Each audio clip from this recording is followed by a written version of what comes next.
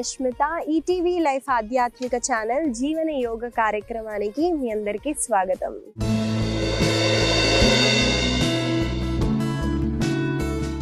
ఎలా ఉన్నారండి మీరంతా? నేనైతే చాలా బాగున్నాను. మీరందరూ కూడా బాగుంటారు, ఎందుకంటే మీరు జీవన యోగాని అలవాటు చేసుకున్నారు కాబట్టి. ఇవాళ మనం మన సాధన చేసే ముందు ఒక చిన్న విషయం నేను చెప్పాలనుకుంటున్నానండి. మనము చాలా సందర్భాలలో చూడండి, మైండ్ చాలా స్ట్రాంగ్ అండి, అందరిది చాలా స్ట్రాంగ్. మనము సినిమాలో డైలాగ్ కూడా ఉంటుంది చూడండి, గట్టిగా అనుకో అయిపోతుంది. గట్టిగా ఎక్కడ అనుకోవాలంటే మన మైండ్లో అండి. ఆ మైండ్లో మనము వేసే సంకల్పం ఏదైతే ఉందో, మన మనిషి అనుకున్నది ప్రతి ఒక్కటి చేయొచ్చండి, కానీ మనం అనుకోము. మనం కొన్ని ఎలా పెట్టుకుంటామంటే కొన్ని వాటికి బానిసలు అయిపోతామండి. ఇది లేకపోతే నేను ఉండలేను, రోజు లేచి నేను టీ తాగకపోతే నా రోజు గడవదు, ఈ వ్యక్తి లేకపోతే నేను ఉండలేను అని మనము తెలియకుండానే కొన్ని వాటికి బానిసలు అయిపోయి మన కర్తవ్యాలు కానివ్వండి, మనం చేసే ధర్మాలు కూడా ఒక్కొక్కసారి మర్చిపోతాము. అలా కాకుండా మనము మన జీవితానికి రాజు అయి మనము ప్రేమని పంచటానికి ట్రై చేయాలండి. అప్పుడు ఇంకా ఆనందంగా ఉండొచ్చు. కాబట్టి దీన్ని మీరు అలవాటు చేసుకోవడానికి ట్రై చేయండి. ఇవాళ మనం మన వార్మప్స్లోకి వెళ్ళిపోదామండి. అందరూ ఇలా సుఖాసనాలో కూర్చొని ఉండుంటారు, మ్యాట్స్ వేసుకొని. యష్మిత వచ్చేస్తుంది 10:30కి అని వెయిట్ చేస్తున్నారా అండి? నేను కూడా చాలా వెయిట్ చేస్తానండి. మిమ్మల్ని కలిసి మీతో ప్రాక్టీస్ చేయించాలని నాకు చాలా ఉంటుంది. కాబట్టి మనం ఇలా సుఖాసనాలో కూర్చొని శ్వాసని తీసుకుంటూ మీరు నెక్ని పైకి లిఫ్ట్ చేయండి. శ్వాసని వదిలేటప్పుడు నెక్ని డౌన్. ఈ మూమెంట్ని మనము కొన్నిసార్లు చేద్దాము.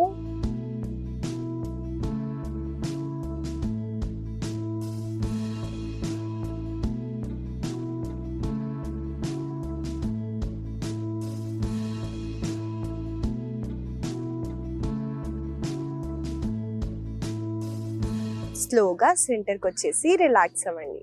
ఇప్పుడు 2 చేతుల్ని చూడండి ఇలా షోల్డర్స్ పైన పెడుతూ శ్వాసని తీసుకుంటూ చేతుల్ని ఇలా ఆనిస్తూ పైకి లిఫ్ట్ చేయండి. దీనివల్ల షోల్డర్ రొటేషన్స్ అవుతాయండి.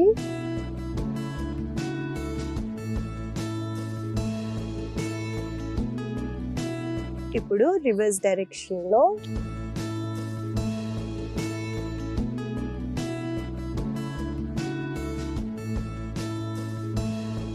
మెల్లగా చేతులని రిలాక్స్ చేయండి. ఇప్పుడు 2 కాళ్ళని ఇలా సపరేట్ చేయండి. చూడండి, మనము ఎంత వైడర్ అయితే అంత సపరేట్ చేయండి. చేసిన తర్వాత మీకు గుర్తే ఉంటుందండి, మన అమ్మమ్మలు కానివ్వండి అందరూ చక్కీ చలాని చేసేవాళ్ళు. అప్పుడు వాళ్ళకి ఏ రోగాలు లేవండి. మనకి ఇప్పుడు అన్ని స్విచ్ చేస్తే అన్నీ అయిపోతాయి కాబట్టి మనకి ఎక్కువగా ఇలాంటివి వస్తున్నాయి. కాబట్టి ఇవాళ మనము చక్కీ చలాని చేద్దాము. 2 చేతుల్ని ఇంటర్లాక్ చేస్తూ స్ట్రెయిట్గా పెడుతూ శ్వాసని తీసుకుంటూ కొంచెం వెనక్కి వెళ్ళండి.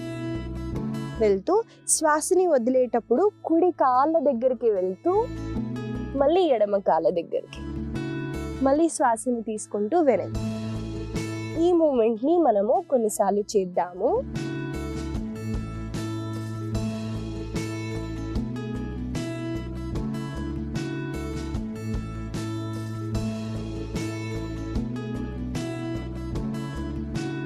ఇప్పుడు రివర్స్ డైరెక్షన్లో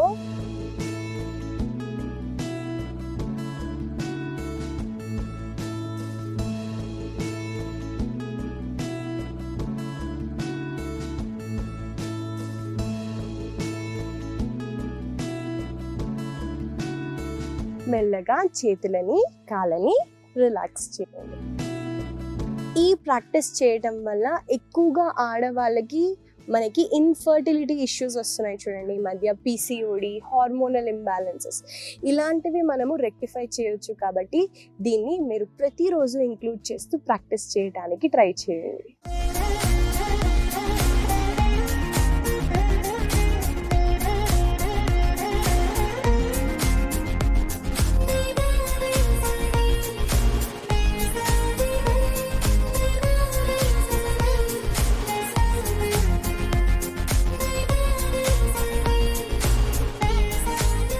ఇవాళ ఇవాళ మనము ఆసనాస్ ప్రాక్టీస్లోకి వెళ్ళిపోదామండి.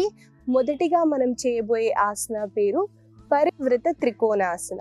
ఈ ఆసన ఎలా చేయాలో చూపిస్తాను చూడండి. మనము ముందుగా తాడాసనాలో నిల్చోవాలి, కాబట్టి ఏ హ్యాండ్ సపోర్ట్ లేకుండా నిల్చోవడానికి ట్రై చేయండి.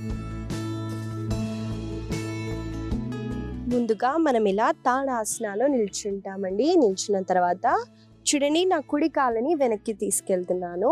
తీసుకెళ్ళిన తర్వాత శ్వాసని తీసుకుంటూ 2 చేతుల్ని నా లెగ్స్ ఇన్లైన్ చేస్తూ లిఫ్ట్ చేస్తున్నాను. శ్వాసని వదిలేటప్పుడు మీరు ఇలా ట్విస్ట్ అవుతూ చూడండి, నేను నా కుడి చేతిని ఎడమ కాళ్ళ దగ్గరికి పెడుతున్నాను. పెడుతూ నా ఎడమ చేతిని పైకి ఎత్తి పైన చూడడానికి ట్రై చేయండి.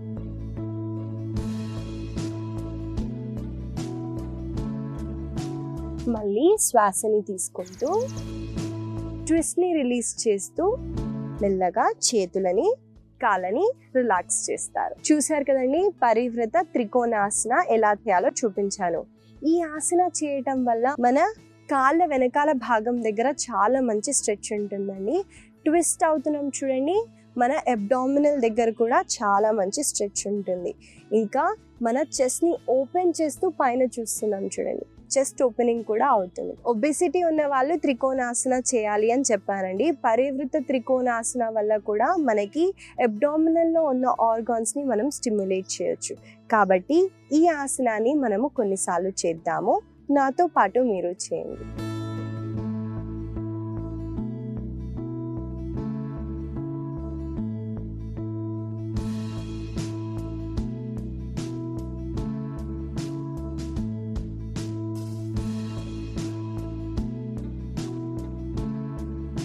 చూడండి, మొత్తంగా ఇలా చెయ్యి పెట్టలేకపోయినా మీ కాళ్ళని హోల్డ్ చేస్తూ ట్విస్ట్ అవ్వడానికి ట్రై చేయండి.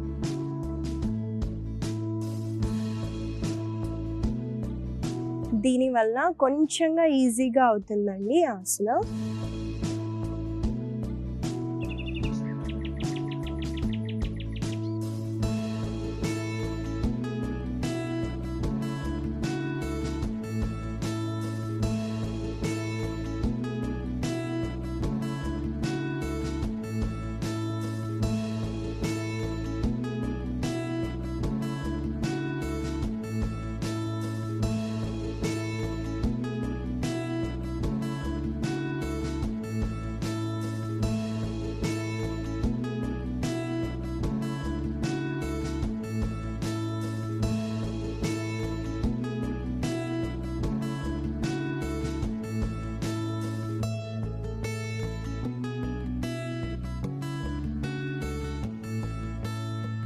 మెల్లగా తాడాసనాలో రిలాక్స్ అవ్వచ్చు. ఇదండి పరివృత త్రికోణాసన.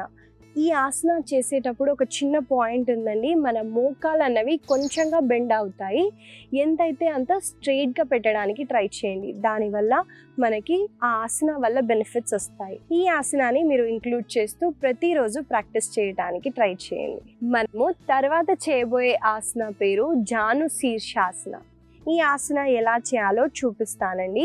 ఈ ఆసన చేయటానికి మనము దండాసనాలో కూర్చోవాలి. కాబట్టి మీరు కాళ్ళని అలా చాపి మీరు దండాసనాలో కూర్చోండి. కూర్చున్న తర్వాత చూడండి, కుడి కాళ్ళని ఎంతైతే అంత చూడండి దగ్గరికి పెట్టుకోవడానికి ట్రై చేయండి. పెట్టుకున్న తర్వాత శ్వాసని తీసుకుంటూ 2 చేతుల్ని పైకి ఎత్తండి. ఎత్తి శ్వాసని వదిలేటప్పుడు ముందుకి చూస్తూ ముందుకి బెండ్ అవ్వడానికి ట్రై చేయండి.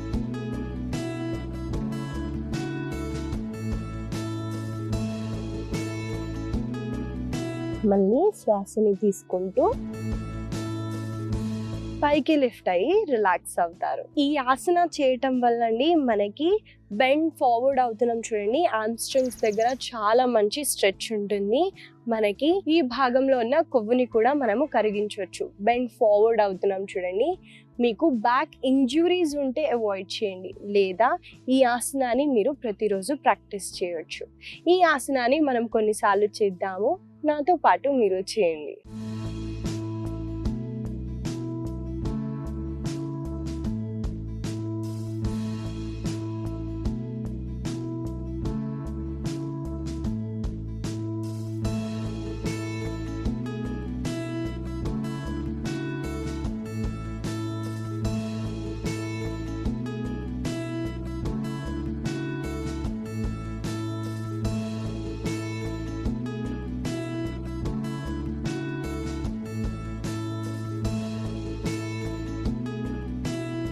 మీకు ఒకవేళ ఇది ఈజీగా ఉంటే మీ wrist మీరు ముందుకు వెళ్ళడానికి ట్రై చేయండి.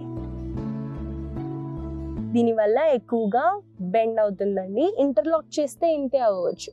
మీ wristని హోల్డ్ చేయడానికి ఇంకెక్కువగా మీరు బెండ్ ఫార్వర్డ్ అవుతారు. దీనివల్ల మీ ఫార్వర్డ్ బెండింగ్ అన్నది చాలా బాగా ఇంప్రూవ్ అవుతుంది.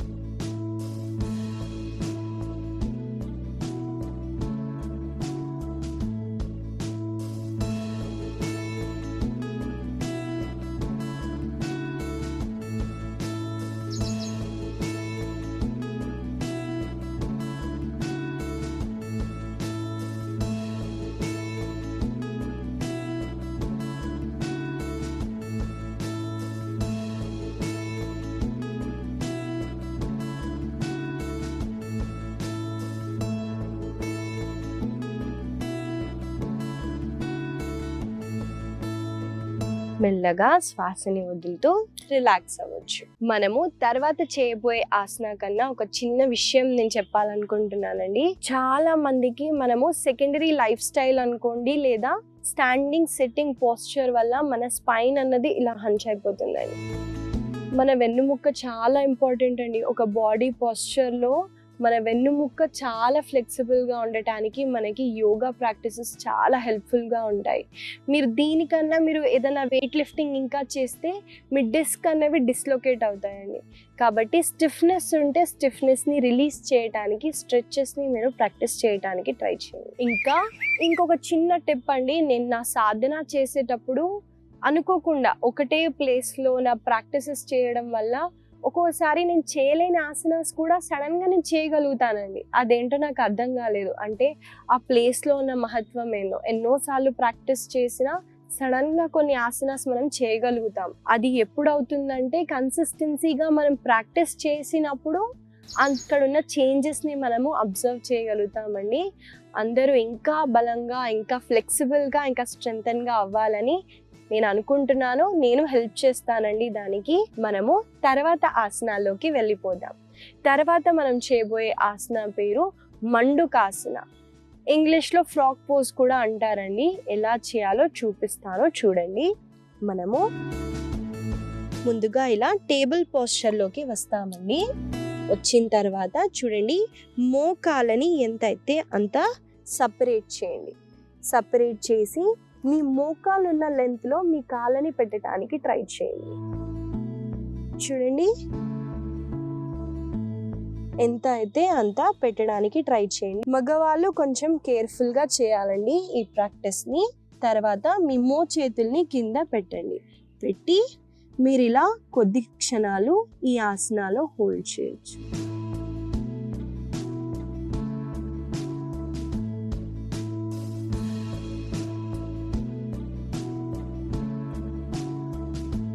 మళ్ళీ శ్వాసని తీసుకుంటూ ముందుగా చేతుల పైకి వచ్చి మెల్లగా ఒక మోకాలు దగ్గరికి తీసుకొచ్చి ఇంకో మోకాలని కూడా దగ్గరికి తీసుకొని రండి. ఆసనాలో ఎలా వెళ్ళాలో చూపించానో, ఎలా రావాలో కూడా చూపించానో అలానే చేయడానికి ట్రై చేయండి.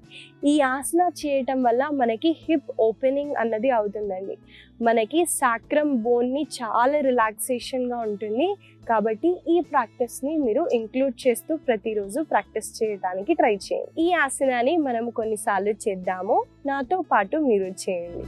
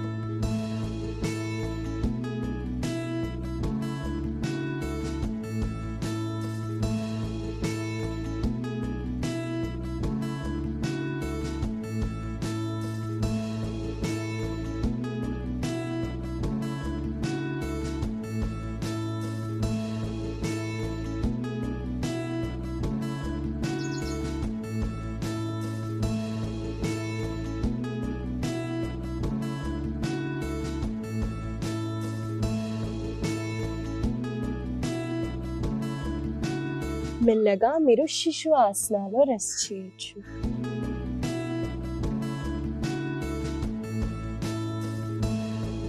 శ్వాసని తీసుకుంటూ వజ్రాసనాలో కూర్చోండి. ఆసన చేసేటప్పుడు మీరు కళ్ళని క్లోజ్ చేస్తూ ఆ పార్ట్ని అబ్జర్వ్ చేయడానికి ట్రై చేయండి.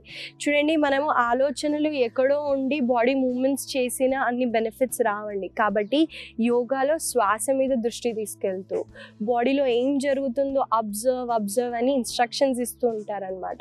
దానివల్ల మనకి ఇంకెక్కువగా బెనిఫిట్స్ ఉంటాయండి. కాబట్టి మీ బాడీ పార్ట్లో ఏ పార్ట్ కదులుతుందో లేదా శ్వాస మీద దృష్టి పెడుతూ చేయడానికి ట్రై చేయండి. మనము తర్వాత చేయబోయే ఆసన పేరు ఉదరాకర్షణ ఆసన. ఈ ఆసన ఎలా చేయాలో చూపిస్తాను. ఈ ఆసన చేయటానికి ముందుగా మన వీపు వైపున పడుకుంటాము. కాబట్టి లయింగ్ డౌన్ పొజిషన్కి వచ్చేయండి.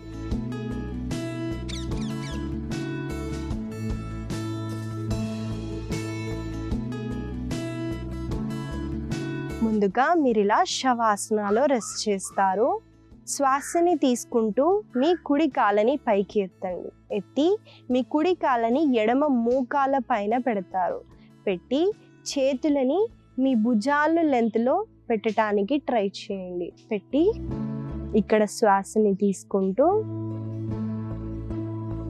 శ్వాసని వదిలేటప్పుడు మీ కుడి మోకాలని ఎడమ వైపున తీసుకెళ్తూ కుడి వైపున చూడండి. చూడండి, కుడి భుజాన్ని ఇలా ఎత్తితే మీకు ఏ స్ట్రెచ్ ఉండదండి. కుడి భుజాన్ని మాత్రం మ్యాట్ పైనే పెట్టి ఎంతైతే అంత ట్విస్ట్ అవ్వడానికి ట్రై చేయండి.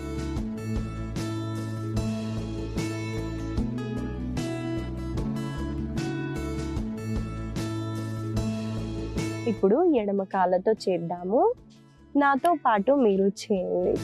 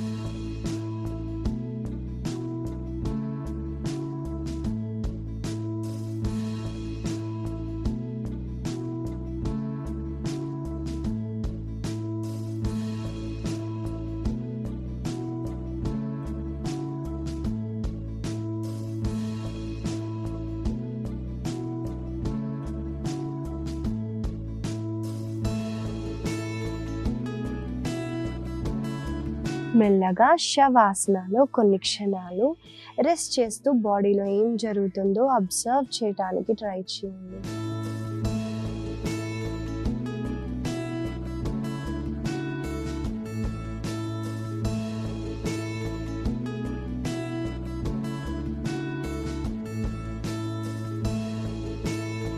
మెల్లగా మీ కుడి వైపున తిరుగుతూ సుఖాసనాలో కూర్చోండి.